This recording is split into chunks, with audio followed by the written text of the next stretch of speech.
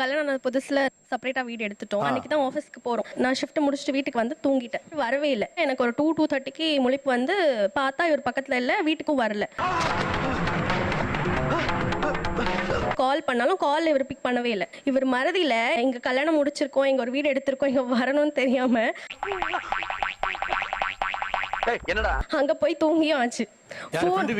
Friend வீட்ல போய் தூங்கி அவர் எங்க இருந்தாரோ. கல்யாணம் ஆனதை மறந்து முதல் குற்றம், வீட்டுக்குள்ள தனியா குடுத்தனம் போயிட்டீங்கன்னு மறந்துருக்கீங்க ரெண்டாவது குற்றம்.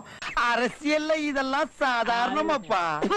மூணாவது அந்த ஃப்ரெண்டு வீட்டில் முன்னால ஒன்னா ஃப்ரெண்ட்ஸ் எல்லாம் தங்கியிருந்தீங்கல்ல, நீங்க அன்னைக்கு நைட்டு போனோம் உங்க ஃப்ரெண்ட்ஸ் எதுவும் கேட்கலையா?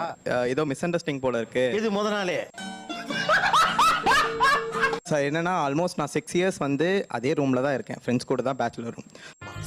அதான் பிரச்சனையே. என்ன பிரச்சனை? எனக்கு ஆஃபீஸ் முடிச்சுட்டு இந்த வீடு இருக்குங்கிறத நான் மறந்துட்டேன். வீடு இருக்குங்கிறத மறந்துருக்கலாம், பொண்டாட்டி இருக்குங்கிறத எப்படி மறந்தீங்க?